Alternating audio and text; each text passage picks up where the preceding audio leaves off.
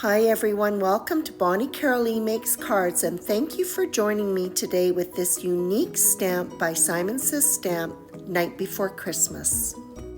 This tutorial will focus on two different ways that this stamp can be used. Ink smooshing will serve as the foundation for one set of cards, whereas the other set will be on ink blended backgrounds. This red rubber stamp is very easy to use, and it is perfect for creating multiple cards for your holiday giving.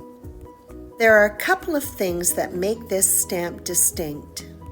I love the negative design of this set, and the cutouts open the door to so many interesting possibilities. The first set of cards is going to be built on a foundation of ink smooshing. I create all of my backgrounds at once working on Bristol Smooth cardstock.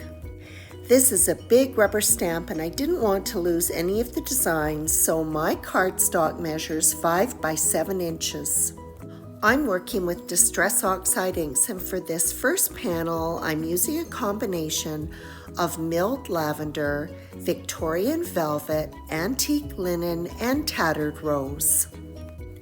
I like to apply my colors one at a time. I stamp it onto my work surface, spritz it with some water, and then pick it up on the panel, trying to make sure that I am distributing that color evenly across it. And before I move on to my next color combination, I'm just going to hit this one with the heat tool, not to dry it, but just to help flatten out that panel a bit. For my next background, I'm going to be working with Chipped Sapphire, Pumice Stone, and Festive Berries. Festive Berries is a strong color, so I make sure that I follow up with Pumice Stone to help tone it down. For this last panel, I'm using Peeled Paint, Rustic Wilderness, and Faded Jeans. I try to get fairly good coverage across the panel. This ink texture is going to peek through the stars and also the shadow areas around the Santa, reindeer, and houses. I'm going to be using my MISTI for the stamping. Panel is placed a little bit away from the edges of the MISTI for a couple of reasons. The stamp is not quite edge to edge with its design, and I also want to center the openings for the silhouette images. For this background, I'm using a combination of Rustic Wilderness and Faded Jeans, which was used in the ink smoosh background, and I'm introducing Peacock Feathers.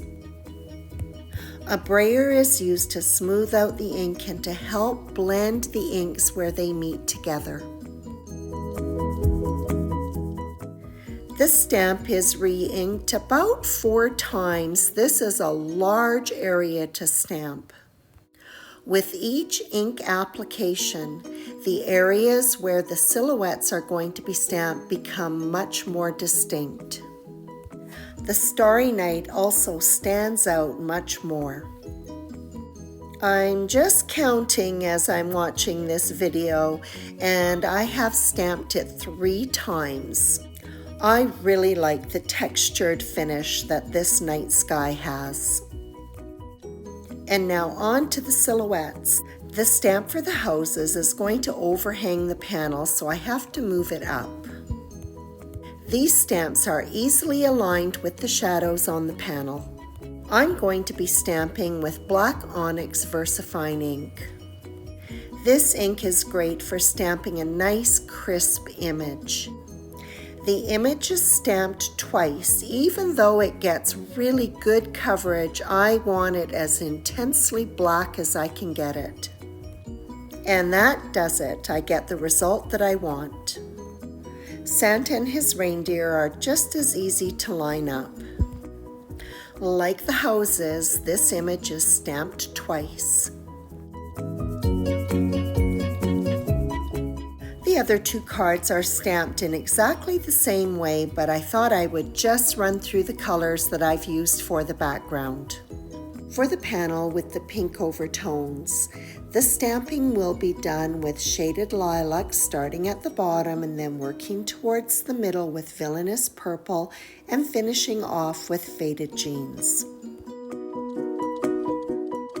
Starting at the bottom, the final panel is stamped with festive berries, peacock feathers, and then finished off at the top with chipped sapphire.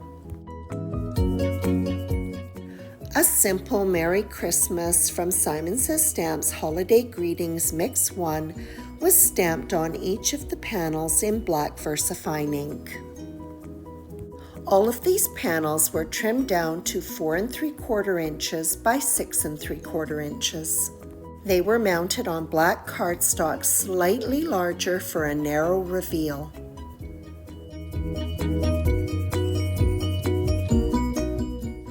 The card bases for these cards measure 5 inches by 7 inches. Because of the overall size, these are side folding card bases. So now we move from the very textured looking background to a smooth one using ink blending. The ink placement for these cards is very random. This first card is going to be done in a combination of rustic wilderness, peacock feathers, and faded jeans. I started off by applying circles of rustic wilderness across the panel. Peacock feathers and faded jeans filled in all of the gaps. Once the color is applied to the entire panel, it's just a matter of going back in and reapplying those colors, extending one color into the next. The inks are applied multiple times until there is a nice smooth transition between the colors. Distress oxide inks are slow drying, and so I use a piece of copy paper to protect my surface from finger marks as I'm inking. The background for the second panel has been done with forest moss, lucky clover, and blueprint sketch. For the final panel, I've used faded jeans, villainous purple, and dusty concord. I could have just stamped the silhouettes directly on the background, but I did want to try to capture some of the details from the nighttime sky. I'm going to be stamping the background using Versamark ink. To get good coverage, I stamp twice. Using my microfiber cloth, I do have to apply quite a lot of pressure. All of the panels are going to be embossed with Wow's Matte Clear Embossing Powder. In spite of its name, there is still a little bit of shine when the light is shining directly on it, making it easy to see where those openings are for the silhouettes. However, when the card is done, this matte embossing finish does not have that shine that regular clear does. This is a really cool product. My thinking was that this embossing was going to pretty much disappear, and I was still going to be able to get that star detail by doing a resist technique. As it turns out, I tried this resist technique using a number of white inks, but just could not get the coverage that I needed for those stars to show. This embossed background does have minimal shine, but it does darken the background enough that you can easily get those silhouette images aligned. Like the previous set of cards, I'm using black onyx VersaFine ink, and I'm stamping each silhouette twice.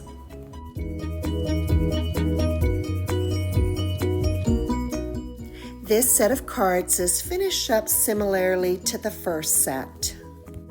The panel was trimmed down to 4 3/4 inches by 6 3/4 inches and adhered to black cardstock that was slightly larger.